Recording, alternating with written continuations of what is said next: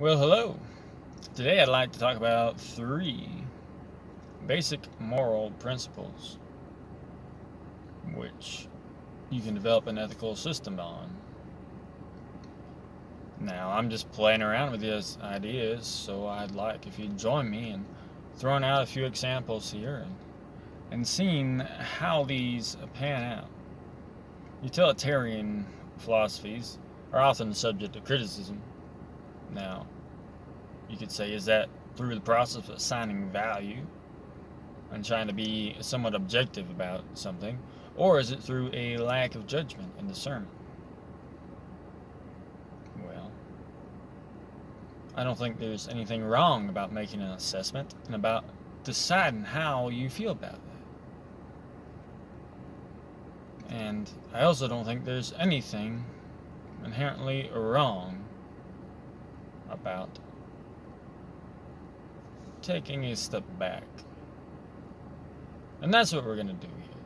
We're going to take a step back and see if we can't come up with some very basic underpinnings to good conduct.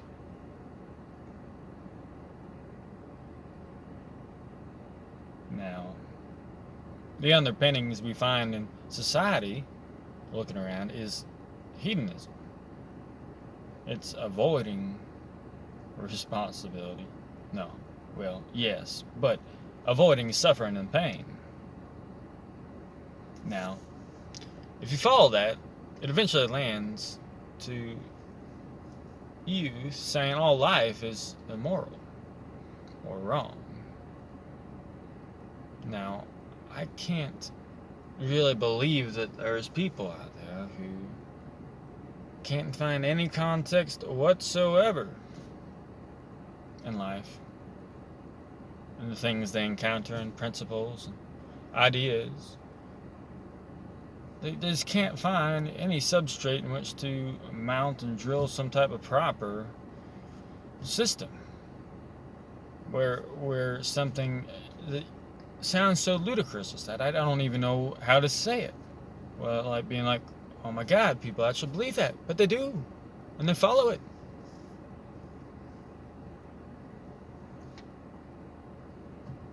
Just ask the ice cream shop right over there. Now, anyway, the basis of that, though, is a negative thing. Because the only way you can't have suffering, the only way you don't have suffering, is if there's no life.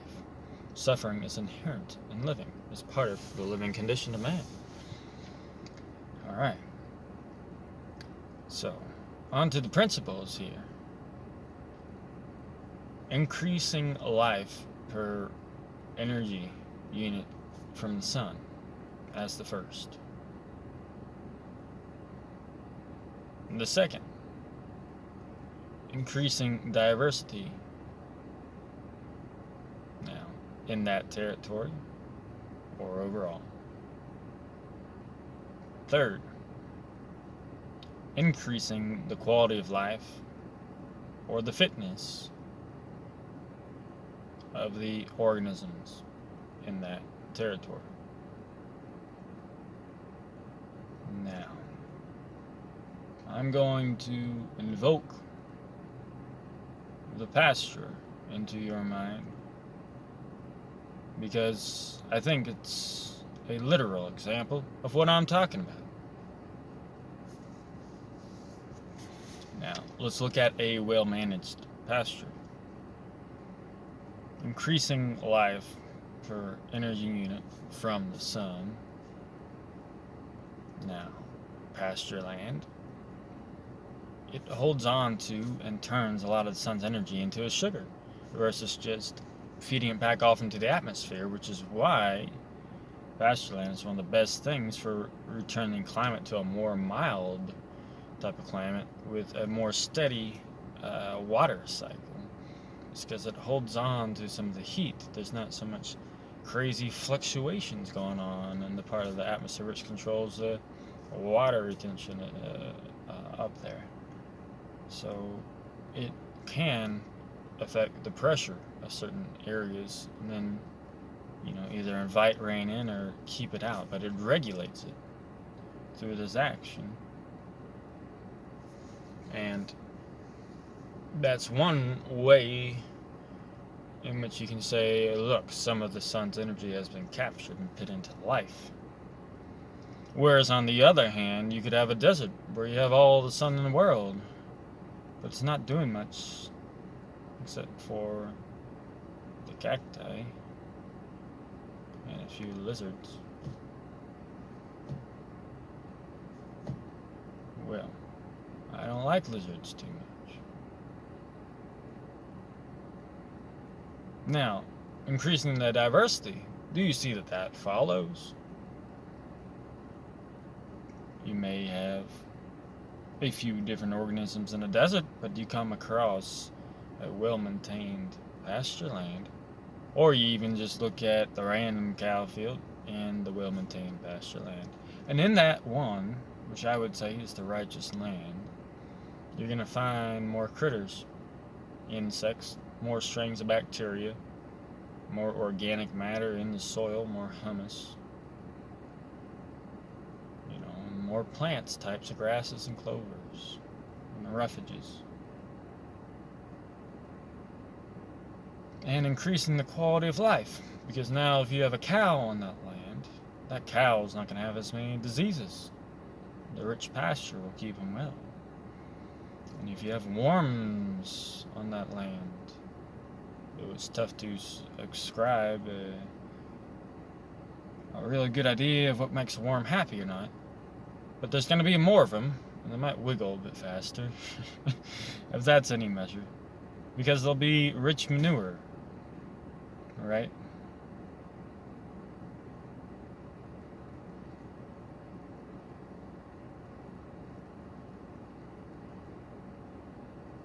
And also a greater turnaround of all this grassy leaves and whatnot, and they'll benefit from all that.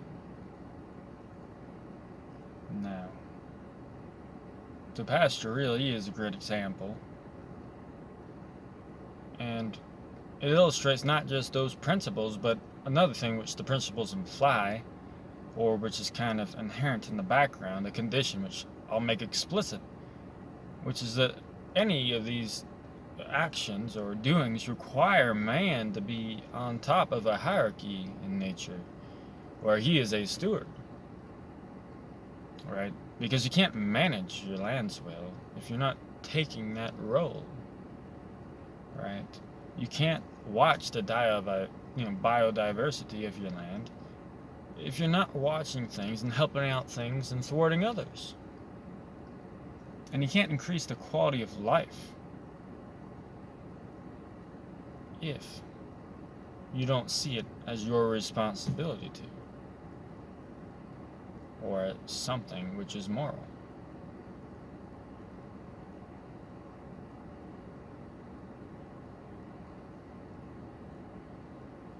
Why should you care for that animal, that cow? Perhaps if it's in your stewardship, there's your reason. And I think that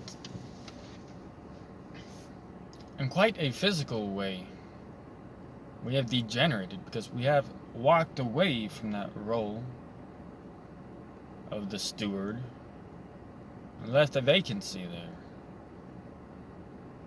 And in that vacancy, a lot has been wasted. A lot of fields and resources have been drained. And by not managing the resources, by not managing the soils, we have literally become more sick and weak, with smaller brains than our ancestors, with less real-world knowledge and workable understanding of our environment and God's work. Now, moving on from the pasture, and seeing if this holds up under different situations. Well, let's look at population in different areas and demographics.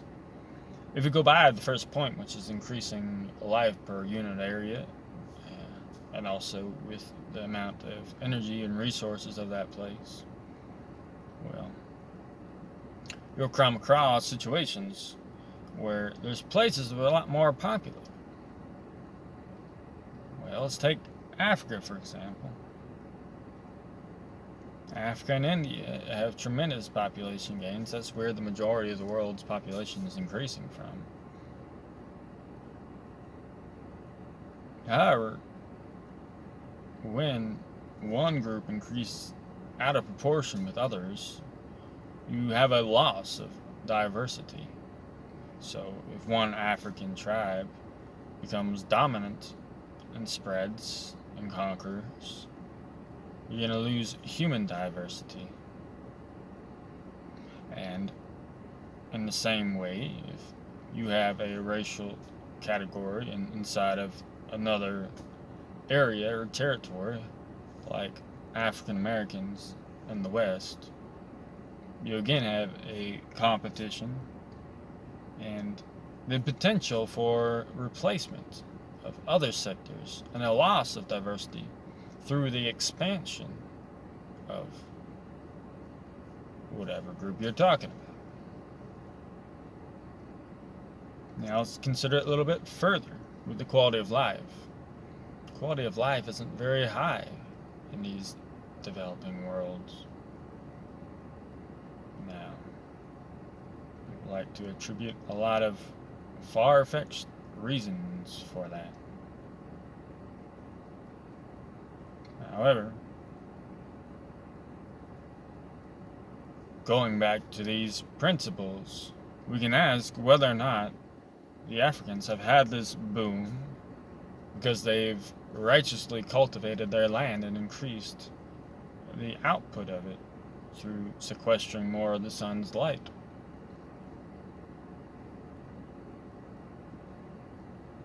And if you go further, you'll find that a lot of the population boom is due to Western aid, and not from the resourcefulness of the people there at the place. So that leads to a lack of support and sustainability for growth. So you can see how these principles are sort of self-regulatory and can apply to different topics. Let's take another one here. Let's look at something which is apparently terrorizing the West, which is an affinity for people of your own nation and for using the resources of that nation on your nation before anywhere else. That's an evil thing called nationalism. Well, let's evaluate that. Keeping resources and managing properly and rightfully would meet the criteria of the first point, where you can increase the life of your area.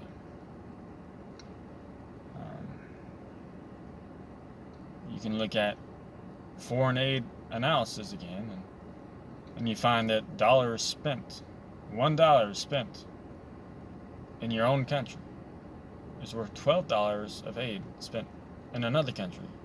By the time it gets through all the rigmarole.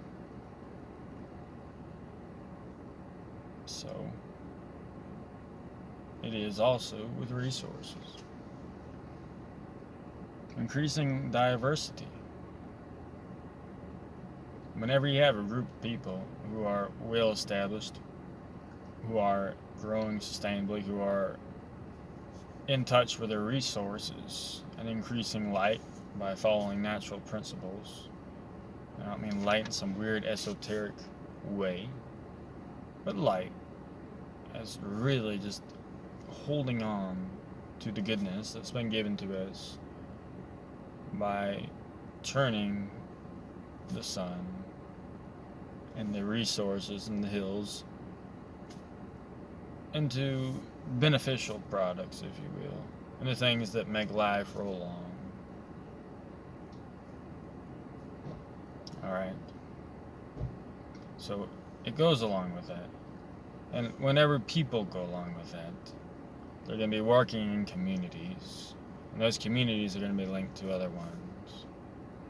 And you do build a sense of nationhood, which does contribute to diversity. Because when you have people in touch in that way, you have security. You have this person locked in this group, this group, this group, this group. And the net end effect is everyone will be preserved if they follow these principles. Now, I could go on about all the nonsense going on and how it decreases diversity, but you can think on your own a little bit on that one. Not to be tart, but not everyone likes to hear about it 24/7. Okay. And then you can ask yourself, does it increase the quality of life? To focus on your own people first, to not get involved in other types of wars, and to, well, have a sense of culture and unity and the peace and everything else that comes from that. Particularly affording the other points of cultivating the land, managing the resources, and regaining vitality through number and quality. So, I see 3 checks there. Now, there are some dynamics here to consider. And we've seen that it's not always so cut and dry as this yes, this no, this yes. In a sense where you can have certain moralistic philosophies where killing is always bad. You know, killing equals bad every time. You know what I mean? But this is more principles, not instances. I'm not saying that every instance you come across in your life you should act this way.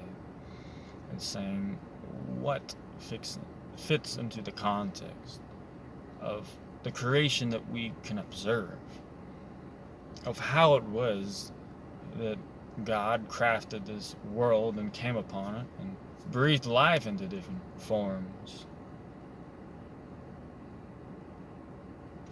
Now,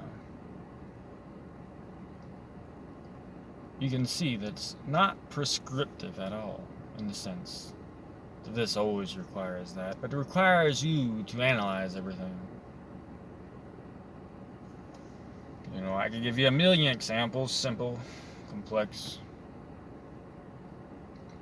And I'd like you to think of some too, because I would like to hear them. I'm just throwing out ideas here, but they seem quite evident to me. You know, let's take something like giving somebody a goose. Man, I wish I had some geese to give out, because that means I'd have a lot more for myself. But, you know, it's a simple thing. Is it good to give a goose to somebody? Well, if you had some rigid system, you might say yes or no. I said all depends. You know, are you healthy? Are you hungry? Has your family been fed? Maybe your wife's pregnant and she needs 2 geese a day. I'm not sure, but maybe it is good to give a goose. You'll have to decide based on your situation. Now, I also think that puts a different spin on this thing of Jesus Christ as being the shepherd.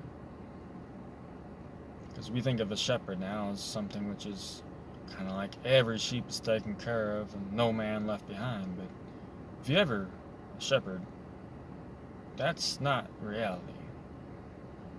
I was reading a book on agriculture by Joe Salatin. A very good book on how to do things on small scales. And there's an old sheep farmer he knew, and he said, you know, if you're scared of a dead sheep, there's no way about it for you, herding sheep. I mean, he said it a bit better, but paraphrasing.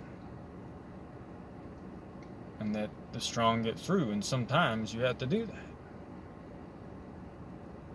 Now, this, to me, it's not only the pastor, but also the shepherd into a moralistic perspective, where you have to decide whether it's good to put resources in certain areas and helping certain people. Is it useful to help addicts? Is it worth anything to spend money on repeated criminal people? I think if we make an honest and objective assessment of that, we might find a lot more no's than yeses, at least in the areas that we're looking, such as in criminal populations. So that might be hard for some people, but I would like to challenge everyone out there who's listening to see if they can come up with examples where this might not work, so I can refine my thinking, or perhaps examples where it works really good. But I've just taken a step back and tossed around some ideas, and well, I would love to hear your step back. Thank you, and have a good evening.